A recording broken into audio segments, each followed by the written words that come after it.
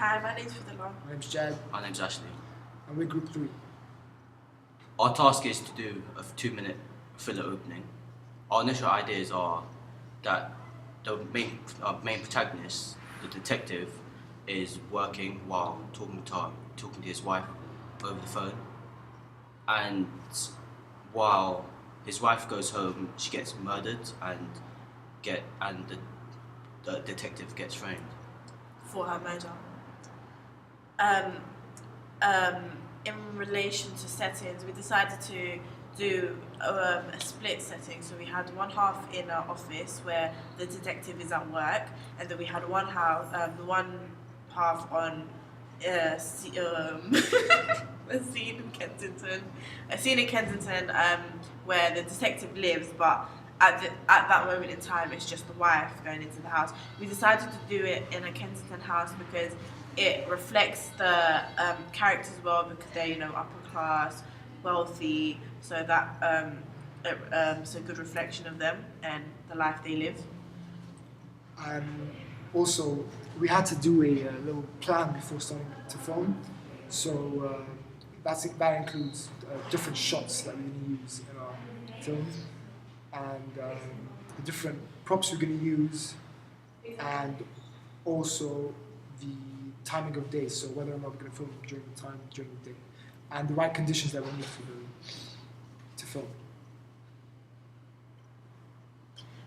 The props we included were, initially we wanted to use a gun, but when we got to our setting, we didn't actually have a gun, so we had to change that and use a knife instead. It wasn't that much of a difficulty, to be honest with you. It was just swapping props. We used a shopping bag as a prop. We used what else did we use? Shopping bag, knife. A knife.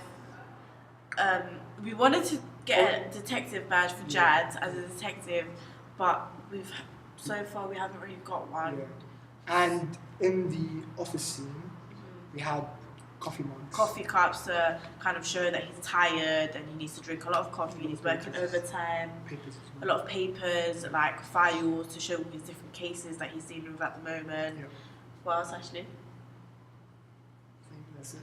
That's For all our props, yeah, I think that's it for props. Can you talk about the storyboard? The storyboard, it mainly consists of 10 scenes from the office scene to the house.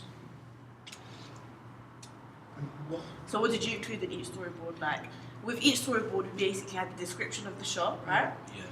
And in the shot, what did you have to do in the storyboard? In each shot, I had to include the editing, what editing techniques I'm going to use, and camera angles, such as when the detective's wife dies, I used extreme close-up and close-up on the body. And just different shots. yeah. And in our props, we also wanted to include blood. Then in the storyboard, we included blood, right, when the wife gets murdered. Yeah. But when we came to the house, the setting, we actually couldn't use blood or anything resembling blood because it wasn't our house. It wasn't appropriate for the situation, and we wasn't able to do that. Yeah.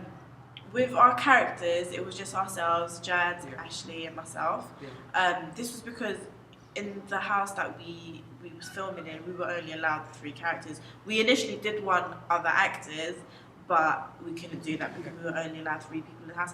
But all in all, I think that's better for us because relying on other people would become difficult in case they didn't show up. So it was good to just rely on our own group of members, and I think that worked out really well for us. Yeah, it did.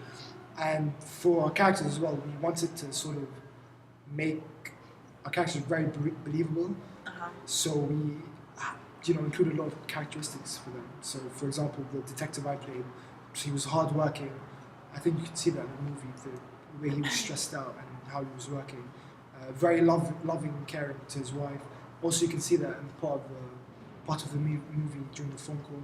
So yeah, I just wanted to make it as believable as possible, as realistic as possible. Yeah, we tried to use costume really well with my characters as well. Like Jad was a detective and really stressed out one, so we decided to unbutton his shirt a little bit.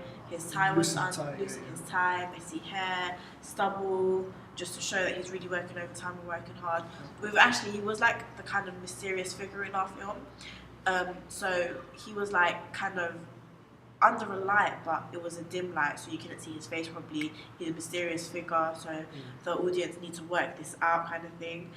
With myself, I was like, ordinary wife, nothing special with me. Well, you can see I was a wife. I had my wedding ring on my left hand. What else? While recording all of this, there were many technical difficulties, such as one. We initially had 2 cameras, but one was not working, and also the tripod was not functioning as it should be, such as it's not the Yeah, the tripod wasn't really. We had a panic shot. Yeah, and it wasn't level to the ground. It wasn't level, and when we moved it, it made a lot of noise. So yeah, it didn't really go well, and it wasn't moving to the pace that we wanted it to move. Yeah, initially it's filming my scene, which is outside, and it's kind of like on a main road. So I had dialogue at this point, and because there was so much noise, there was buses coming by, cars coming by. When I was speaking, the camera wasn't actually picking up my sound, so we thought that would be a problem. But then we ended up recording on my phone the dialogue, and filming at the same time. So when it comes to editing now, we're actually going to match up the sound, so there will be clear sound. Yep. But at first we did think that would be a problem. What else did we have problems with? In our scene also we had a shot of me coming into the house with keys, and the door was quite jammed, so when it came to the scene it was hard for us to open the door, and that became like it didn't look professional in the film. So we ended up kind of cutting edges, and we decided not to open the door in the actual scene, but leave the door open, and then so when we film, we just walk straight in.